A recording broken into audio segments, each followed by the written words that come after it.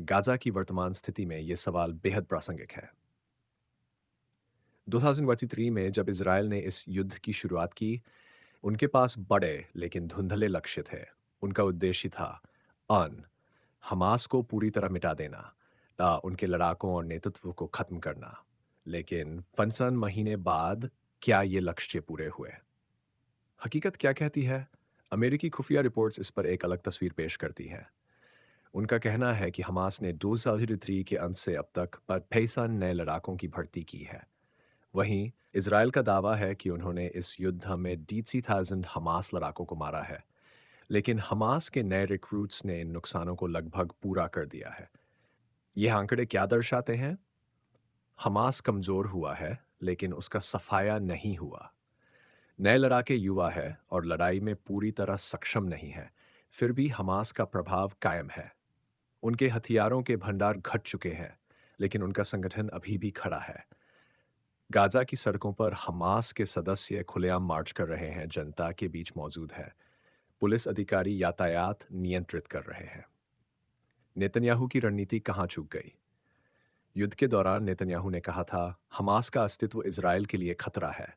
अगर हमास सत्ता में रहा, तो वे बार बार हम पर हमला करेंगे। लेकिन आज हमास न केवल सत्ता में है, बल्कि गाजा में अपनी पकड़ बनाए हुए है। युद्ध का असली नुकसान किसे हुआ?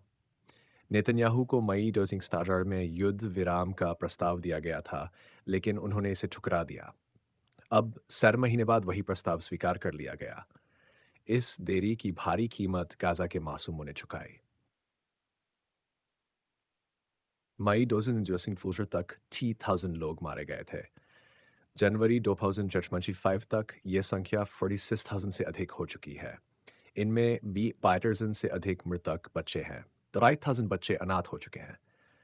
यह केवल मौतों का आंकड़ा नहीं है, बल्कि एक नई समस्या का आधार है। इन अनाथ बच्चों के बीच कट्टरपंथी सोच और भड़कने की संभावना बढ़ती है। शायद यही वजह है कि हमास के नए भर्ती आंकड़े तेजी से बढ़ रहे हैं। क्या ये नेतन्याहू की असफलता है? युद्ध के बाद जो स्थिति बनी है, वह दर्शाती है कि युद्ध बिना स्पष्ट और यथार्थवादी लक्ष्य के शुरू किया गया था।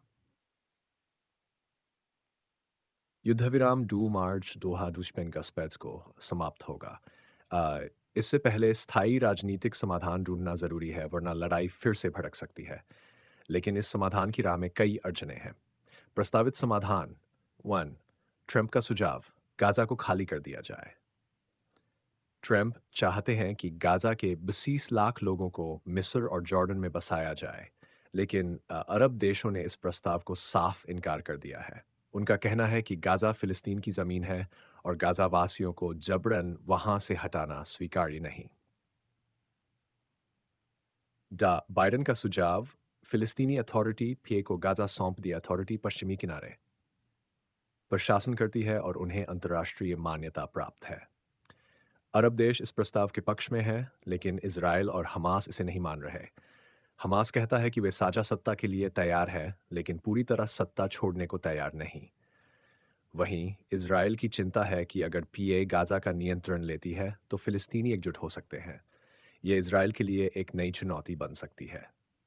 नेतन्याहू की रणनीति ने हमास को कमजोर करने के बजाय फिलिस्तीनी सत्ता को और अधिक जटिल बना दिया है। अगर ट्रंप अरब देशों का समर्थन करते हैं, तो नेतन्याहू को गहरा राजनीतिक समझौता करना पड़ेगा।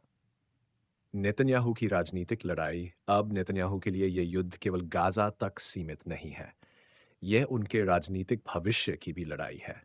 फरवरी में वह अमेरिका का दौरा करेंगे, जहां उनकी मुलाकात उनके पुराने मित्र डोनाल्ड ट्रंप से होगी। ये बैठक न केवल इजराइल और गाजा के भविष्य को तय करेगी, बल्कि नेतन्याहू की राजनीतिक विरासत पर भी सवाल खड़े करेगी। क्या नेतन्याहू गाजा में शांति स्थापित कर पाएंगे, या फिर ये युद्ध एक बार फिर एक नई हिंसा का दौर लेकर आएगा?